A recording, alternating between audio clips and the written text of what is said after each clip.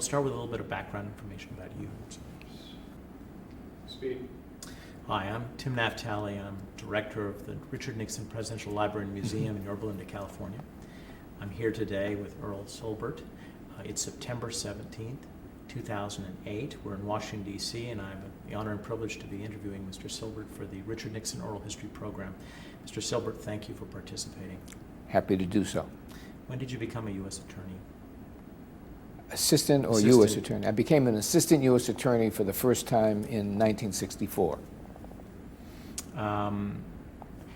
Tell us a little bit about, tell us about the highlights of your career before 1972, things that we want to put on the record to give people a sense of who you were. Well, I'd come to the tax division, and that was my first job out of law school in 1960, and it gave me an exciting opportunity to handle cases in the courts of appeals all around the country.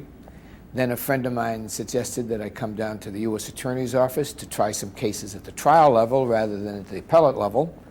And I applied, and I was very fortunate to be granted an opportunity to serve as an assistant U.S. attorney. And I did that for 5 years, and that was a wonderful experience. In fact, colleagues of mine, former colleagues of mine, and I consider that to be maybe the highlight of our professional career. It was really a wonderful job, and you felt that you were providing a genuine service for victims of crimes and others in the course of performing your responsibilities as a prosecutor.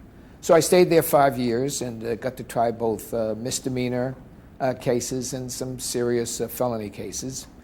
And then I went over to the Department of Justice to work for a year and a half in the Deputy Attorney General's office, working primarily on proposed legislation, but some other matters as well.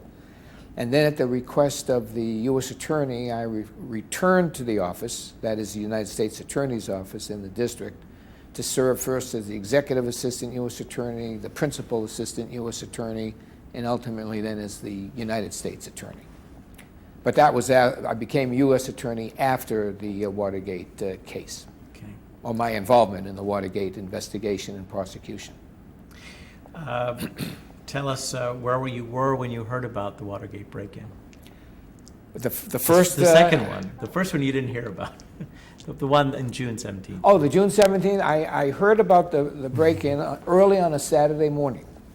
I received a call from Chuck Work, who was an assistant U.S. attorney and head of our Superior Court operations, who was calling to tell me that they had a unusual case that involved 5 persons being arrested for burglary in the office of the Democratic National Committee headquarters, and all 5 were wearing suits and ties, very unusual attire for those that ordinarily engage in burglaries, housebreaking, and the like. And initially they thought that there was a bomb that was recovered as well, and the police, the special unit that deals with that was called in, determined it wasn't a bomb but an oral bug, and they were probably going to explore some search warrants and ideas. And I got up very quickly. The call was around 6:30 in the morning on Saturday. I got up quickly and went in to the office to work on the case, including getting search warrants, which turned out to produce very important information. And then we had to go to court when the defendants were arraigned or presented before the presiding judge. So that was on Saturday. The break-in was the arrest was early morning, Friday night, Saturday early morning, and then I was in there early on Saturday morning and throughout the rest of the day. Those search warrants that brought you into the Howard Johnson's? No, it wasn't. No, because we didn't know about the Howard Johnson right then and there. On that day, we went to the hotel room of those who'd been arrested because they had room keys, and they also had rented a car, and so we got a search warrant for the car, and some very valuable information and lots of $100 bills and address books and all were recovered in the execution of that search warrant, and those search warrants. Yeah. This is when you recovered Bernard Barker's address book, I assume. Yes. We're talking about events 35. I know. 35 years old. It certainly was an address book. I think it was Mr. Barker's, but I'm not about to say 100%. But it was a very valuable address book that we received with lots of names in it. Tell us what you recall of seeing references to Hunt and the White House in these documents? Well, he was one of the persons whose name was in the address books, and the FBI, pursued that lead very promptly. In fact, I think over that weekend, and by that time he was out of town, and he had gone. I believe my recollection is he had gone to California, as we later learned, Gordon Liddy. And how was it that you were assigned this case? Was it? That's not altogether clear. I recall. I mean, I specifically recall a discussion with the then U.S. Attorney Harold Titus about how to handle this case. Not that we really knew the nature. Had a sense of where the case was going, what its nature was. It was very early, probably the following Monday morning, and we agreed. He decided that I would be the person in charge of the investigation for the office on that day. Now, somewhere, somehow, in the back of my mind, I was once told that Henry Peterson, who was the Assistant Attorney General in charge of the Criminal Division, asked that I be put on the case. I had worked with Mr. Peterson on some matters when I was both at the department and in the U.S. Attorney's office. Whether that's true or not, I don't know. I remember someone told me that who appeared to know what he or she was saying, but I have no knowledge of that. As far as I was concerned, I was working on the case at the direction of the then U.S. Attorney Harold Titus. As you were collecting information, how did your theory of the case evolve? Well, that went over a long period of time. When we got into the case, what we had were 4 persons from Cuba and Mr. McCord, the security person in charge of security for the Committee for the Re-election of the President, who had been in charge of security or had a significant position at the CIA with respect to security. And that was all. And who else was involved, whether there were others involved, if so, who they were, where the chain of command went, we had no idea. We were absolutely starting from scratch. The investigation soon led to Hunt, as we've already discussed based on information in the address book. And so he was identified as someone that was, potentially had potential involvement.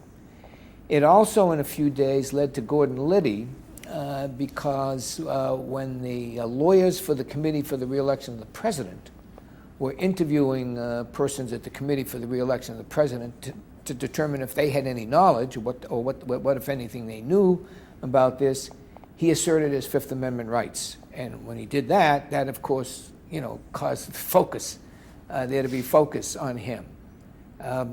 In addition, very shortly, we were led to the Howard Johnsons, which was across from the Democratic National Committee headquarters, and their folios and all records were checked, and we were led to a former FBI agent by the name of Alfred Baldwin up in Connecticut, and that turned out to be an important development in the investigation, because he's the first one that identified for us Hunt and Liddy as being, on the scene. He didn't know all the facts, but he put them on the scene that particular evening of June 17th, or particular morning of June 17th, evening of June 16th, and that was a significant development in the investigation, and he became a witness. So, within, I would say, less than a month. It's really hard for me to remember precisely.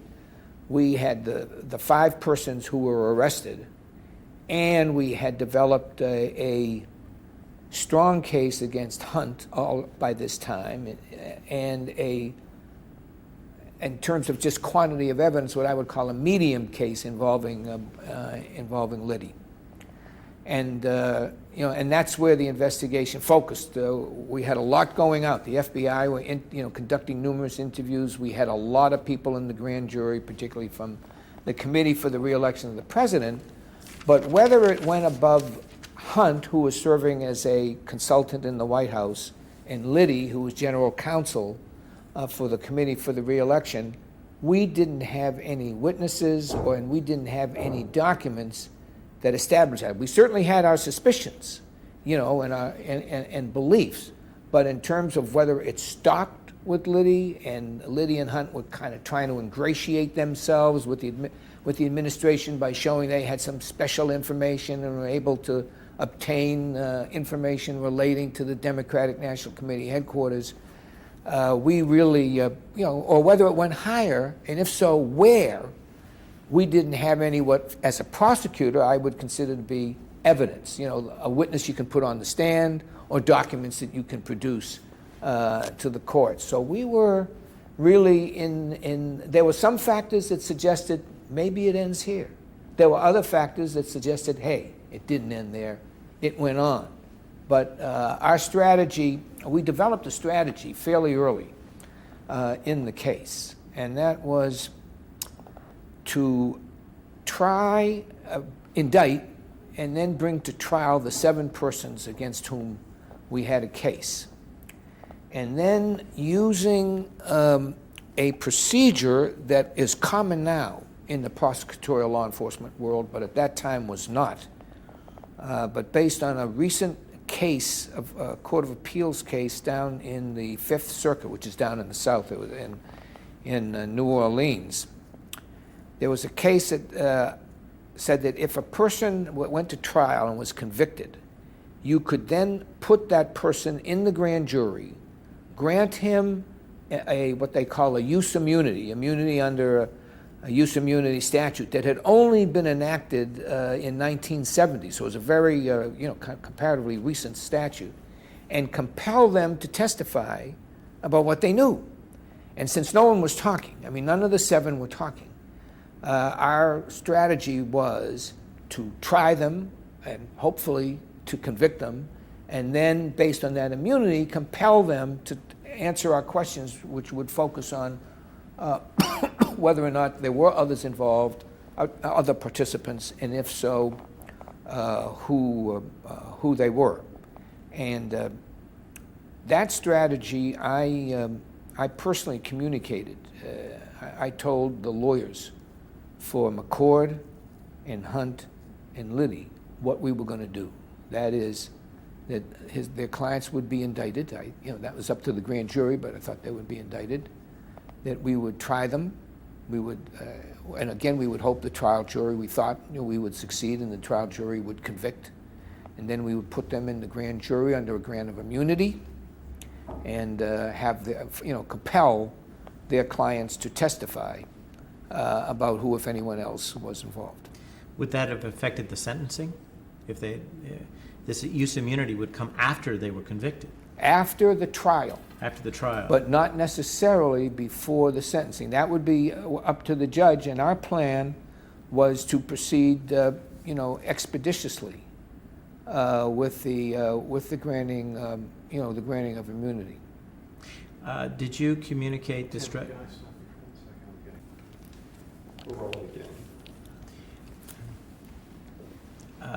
Did Judge Sirica, perhaps I'm not a lawyer, so this is perhaps improper, so you'll tell me if this would never happen, but did you know Judge Sirica's strategy of giving them hard sentences in order to compel them to talk? I didn't know that I never discussed that with the judge, certainly, that would be his strategy.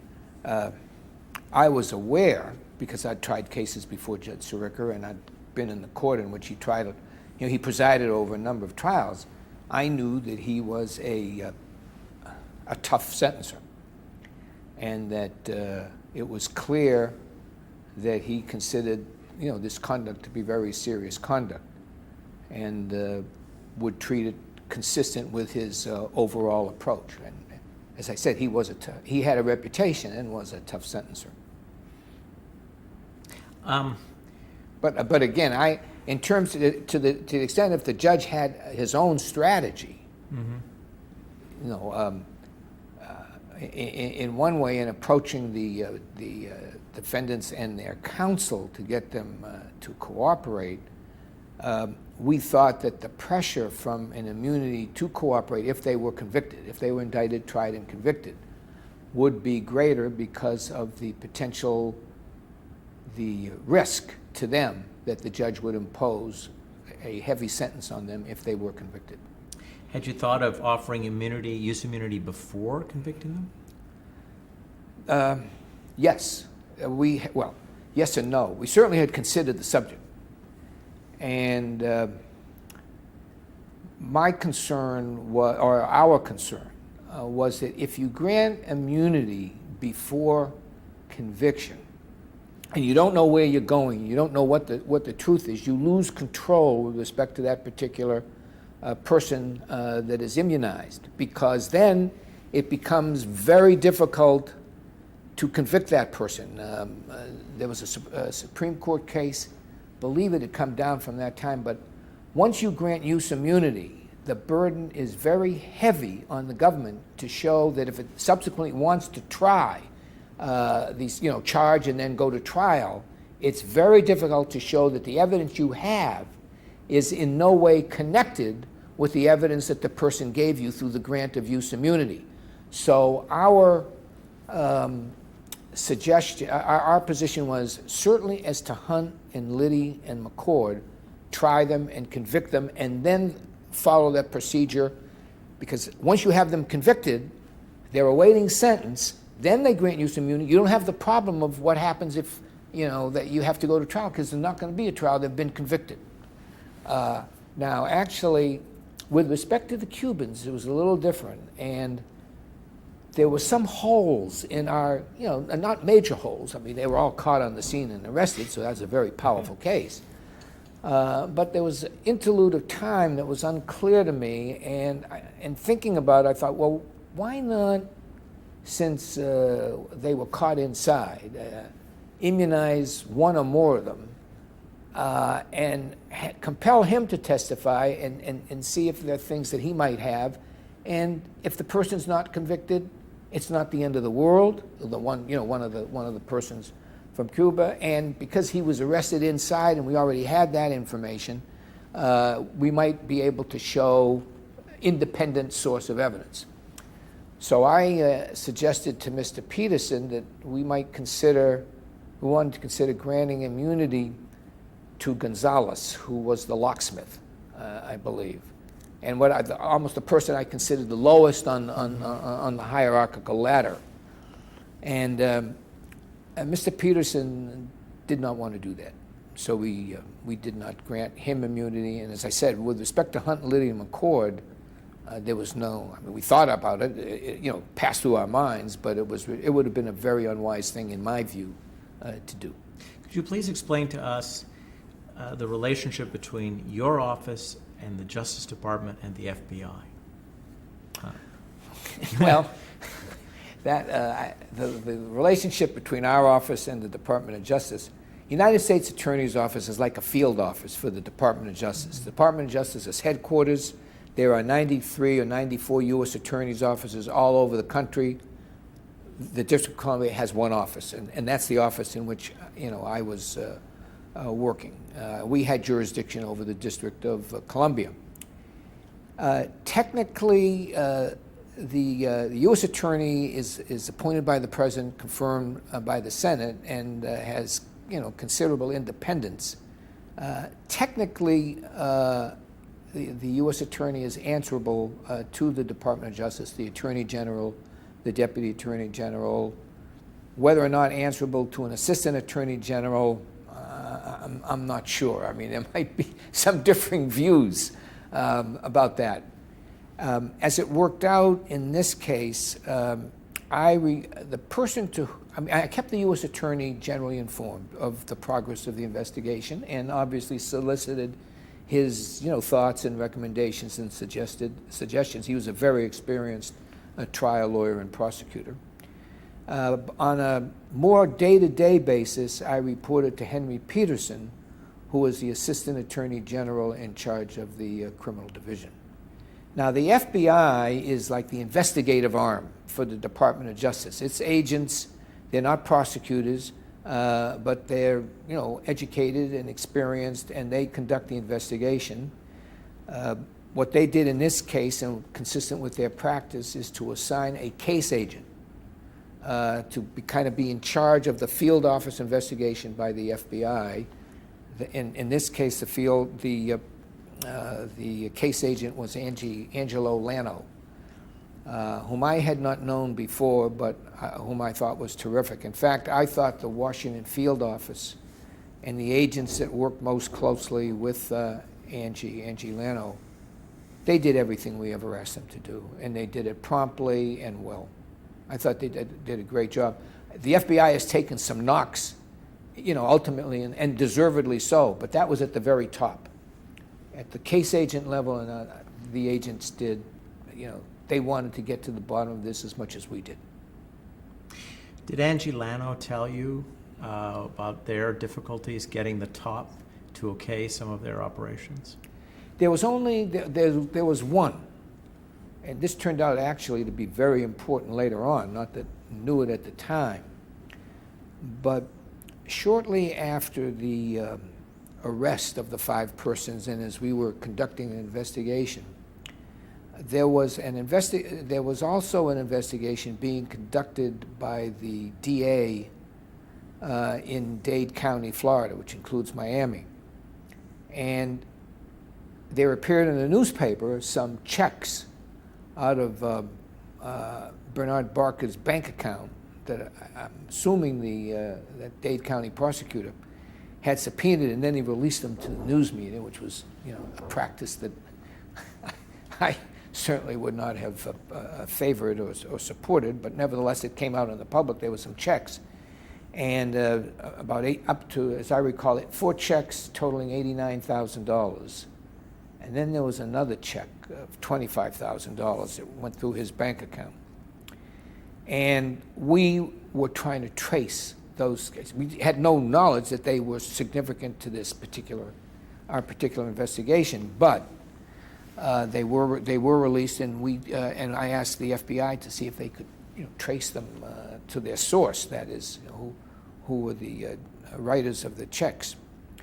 And that investigation took us down into Mexico. Then I was asking, how are we coming? And he said, there's a hold put on it in our investigation. I said, well, why? And Angie told me that the reason was that they thought there was some CIA connection down there, and before they proceeded, they just wanted to check it out. That was, that was not an off-the-wall explanation from a case agent, to a prosecutor. That could be, and so, and in fact, I asked him 2 or 3 times, and within about a week or maybe 8, 9 days, it was cleared up. He said, "Holds off, we can go forward." And we went forward, and we got the checks and got the ultimate source and the payers of the checks and the like. So, while that took on some significance, down the line, at that time, it just didn't seem to be that out of the ordinary that, an investigation could run into some CIA issue. There'd be a hold just to investigate it. Investigated it, no problem, go ahead, and everybody went ahead. I mean, the FBI went ahead. The FBI? Yeah. Sure. Well, the smoking gun tape explains later on. Excuse me? The smoking gun tape explains. Yes. Oh, yeah. Right. Explains this hold. Did you ever include Segretti in your investigation? We, I can't remember exactly how we ran across him, but we certainly ran across him, interviewed him, met with him, talked with him, and I'm sure we talked with 1 or 2 other people that, or some associated, with him, because I think he told us he was recruited by Chapin, so I think we talked to Chapin. But I didn't see any connection between what Segretti was doing, as troublesome as it was, and the investigation that we were conducting. And there's a special section, there was a special section in the criminal division of the Department of Justice that handled election law type violations. So, from my perspective, they took, that was within their bailiwick. We had enough, on our plate at that time because we were trying to return an indictment as soon as we responsibly could, on the charges that we were investigating. So the matter was, from my perspective, just turned over to the department for it to pursue as it saw fit. And by department, I mean Department of Justice. What role at all, if any, did the discovery of Hunt's safe and the contents thereof play in your case? Well, first of all, the discovery that Hunt had a safe was important in the White House because it established some connection to the White House, and he was, one of our top suspects. So that was a reason to think maybe this, case went further than just but Hunt, because of the fact he had a responsible position at the CIA, and now he was serving as a consultant in the White House.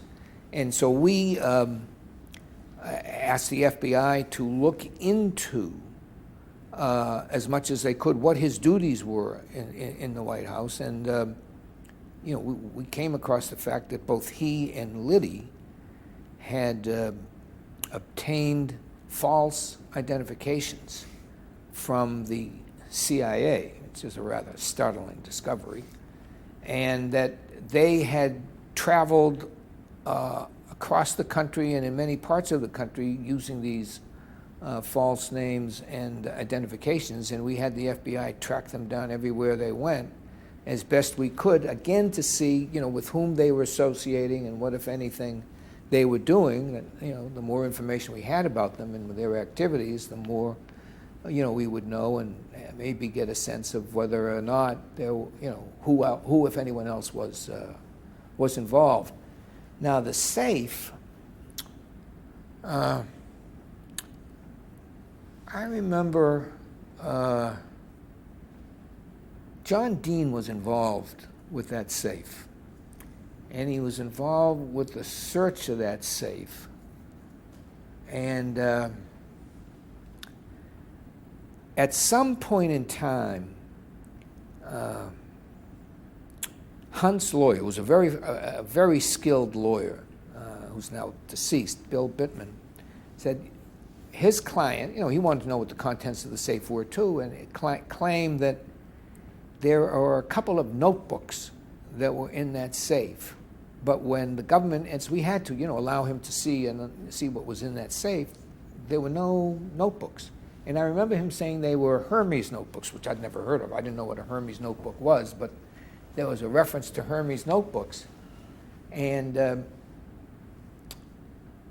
we interviewed Dean, and among other things, we're getting him ready possibly for trial, testify at trial. We asked about those Hermes notebooks, and then we had FBI agents trying to find samples of notebooks that fit the description, and we were never really able to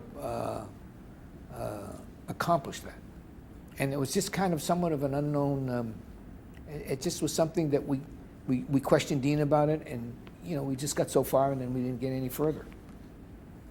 Until, of course, we. I'm sorry, the tape is running out. Okay.